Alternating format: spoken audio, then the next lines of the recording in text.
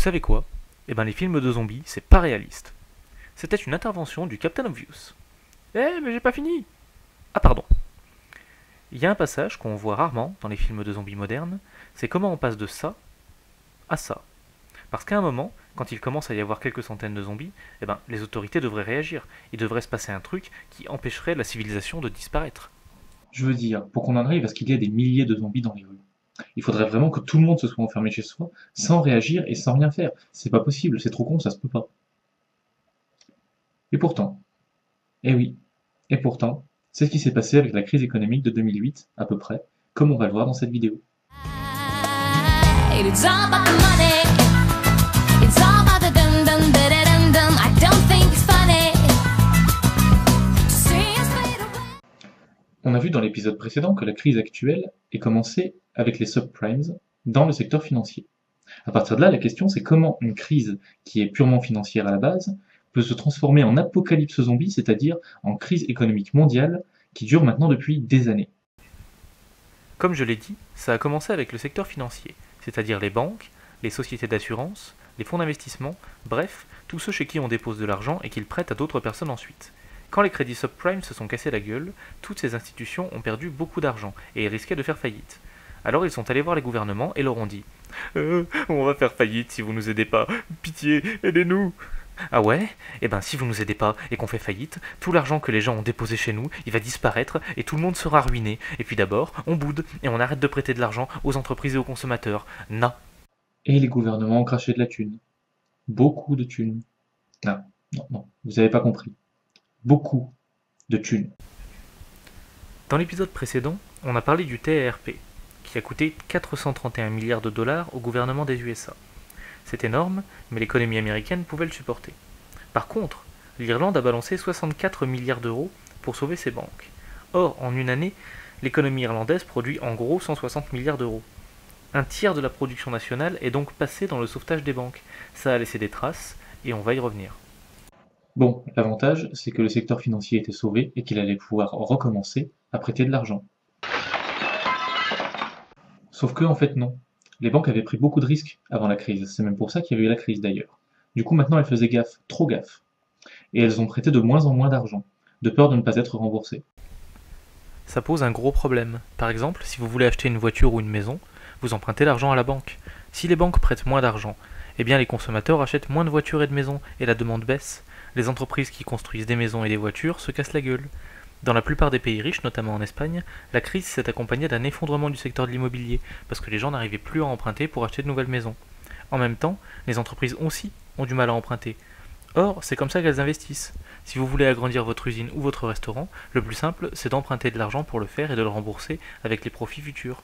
Si on ne peut pas emprunter, c'est plus difficile. Comme c'est plus difficile d'emprunter, eh bien tout le monde veut économiser. Et c'est là qu'on revient au film de zombies. Et oui, la crise des subprimes, c'est le début de l'infection zombie. Mais pour que ça devienne une invasion, il faut que tout le monde s'enferme chez soi et attende que l'infection grandisse petit à petit, une personne par une personne. En économie, ça se traduit comme ça. Comme les banques ont moins d'argent et prêtent moins d'argent, que le chômage monte, que la demande baisse, tout le monde décide de mettre de l'argent de côté en même temps. Et là, on a le même problème qu'avec les zombies. Si tout le monde participe à une réaction contre les zombies, sauf une ou deux personnes qui ont la trouille et restent chez elles parce que c'est quand même moins risqué de jouer à Left 4 Dead, ça passe. Mais si tout le monde reste à la maison, l'infection va progresser petit à petit. En 2008-2009, c'est ce qui s'est passé. Les acteurs économiques ont paniqué. En un seul mot, paniquer, hein, on se concentre un peu. Comme la crise financière avait été déclenchée par une prise de risque trop forte, tout le monde préférait ne pas prendre de risques et consommer moins pour mettre de l'argent de côté. S'il n'y a que quelques agents économiques qui font ça, c'est pas très grave. Par contre, si tous les agents économiques décident d'économiser en même temps, il n'y a plus personne pour acheter et pour consommer, et du coup l'économie ne fonctionne plus. À partir de là, c'est le moment pour moi, mesdames et messieurs, de vous présenter Le cercle vicieux. Du côté des banques, la crise avait été créée en prêtant de l'argent à ceux qui ne pouvaient pas rembourser. Du coup, pour éviter ça, les banques prêtent de l'argent à ceux qui sont sûrs de pouvoir rembourser, genre les États et les grandes entreprises. Du coup, plein de gens peuvent plus emprunter pour s'acheter des trucs chers, genre des voitures, des maisons ou des jeux vidéo neufs. Du coup, les entreprises qui produisent ça peuvent moins vendre, et là, ça commence à être la merde. Les entreprises sont bloquées. D'un côté, elles ont moins d'argent parce qu'elles vendent moins, puisque les consommateurs achètent moins. De l'autre côté, eh bien, elles ont du mal à emprunter. Tout ça fait qu'en 2009, plus de 63 000 entreprises ont fait faillite, notamment beaucoup d'entreprises individuelles et de petites et moyennes entreprises. Dans le même temps, les nouvelles créations ne permettent pas de compenser les destructions d'emplois. En 2009, l'emploi total, c'est-à-dire le nombre de personnes avec un travail, diminue de 232 000 personnes selon l'INSEE.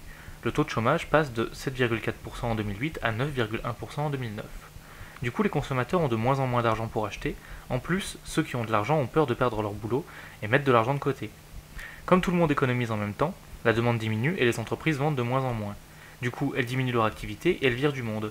Les gens qui sont virés ont moins d'argent pour acheter, du coup, ils achètent moins, les entreprises vendent moins, et ainsi de suite. C'est le cercle vicieux. Tout le monde s'enferme chez soi, et l'infection devient une invasion.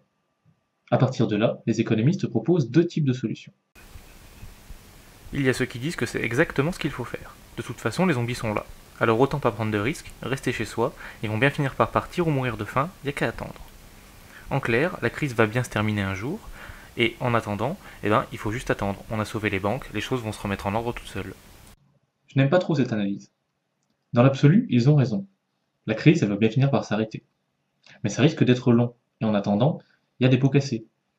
En France, le taux de chômage des jeunes est de 25%, ça veut dire que 1 jeune sur 4 qui cherche du travail n'en trouve pas.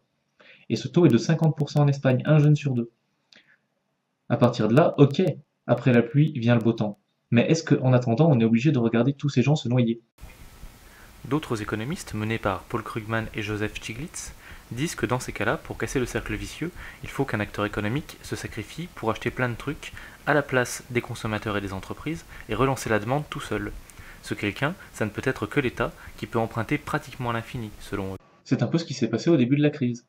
Les États ont balancé énormément d'argent pour soutenir les banques, les entreprises et les consommateurs. Pour reprendre la métaphore des zombies, on va dire que l'État, c'est le shérif. C'est lui qui a le plus d'armes à sa disposition. Du coup, au début de l'invasion, il sort et commence à tuer les zombies en espérant que les autres vont sortir pour l'aider. Mais bon, le truc c'est que les gens sont traumatisés par la crise, au final, il se retrouve un peu seul comme un con, les zombies continuent d'arriver et il a de moins en moins de balles. Et c'est ça le souci. L'intervention des États et des gouvernements en 2009 a coûté extrêmement cher et ça a fait exploser la dette publique. À partir de là, ça a fait passer la crise économique au niveau 36. Donc forcément,